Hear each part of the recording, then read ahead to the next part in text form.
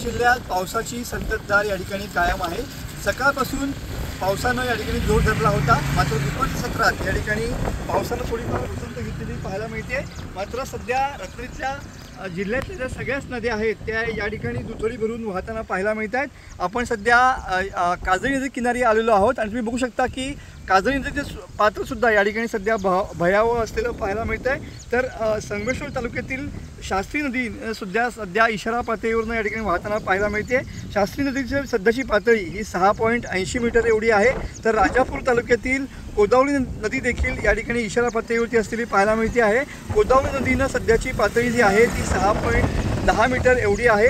तर शास्त्री नदीनं या ठिकाणी इशारा पातळी ओलांडल्यामुळं या ठिकाणी सकाळी धामणी या परिसरामध्ये पूरसदृश परिस्थिती होती, मात्र सध्या इथली परिस्थिती नियंत्रणात असलेली पाहायला मिळते। एकूणच जो सध्या पाऊस कोसळतो आहे त्यामुळे जिल्ह्यातल्या अनेक नद्या या इशारा पातळीच्या खाली या ठिकाणी वाहताना पाहायला मिळतात।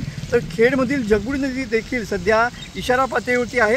सध्या खेडमधील जगबुडी नदीची पातळी 6.20 मीटर एवढी आहे। तर सध्या सगळ्याच नद्या या दुथडी भरून वाहताना पाहायला मिळतात आणि सगळ्याच नद्यांची पात्र ही पात्राबाहेर आलेली पाहायला मिळतात। आज दिवसभर या ठिकाणी पावसाचा जोर कायम राहणार असल्याचा इशारा हवामान खात्याने दिलेला आहे। तर आज सुद्धा या ठिकाणी हवामान खात्यानं पावसाचा रेड अलर्ट या ठिकाणी व्यक्त केलेला आहे। त्यामुळे किनारपट्टी भागातल्या लोकांनी आणि नदी किनारच्या भागातल्या लोकांनी सतर्क राहण्याचं आवाहन या ठिकाणी प्रशासनाच्या माध्यमातून केलं गेलेलं पाहायला मिळत आहे। मनोज लेले, TV9 मराठी, रत्नागिरी।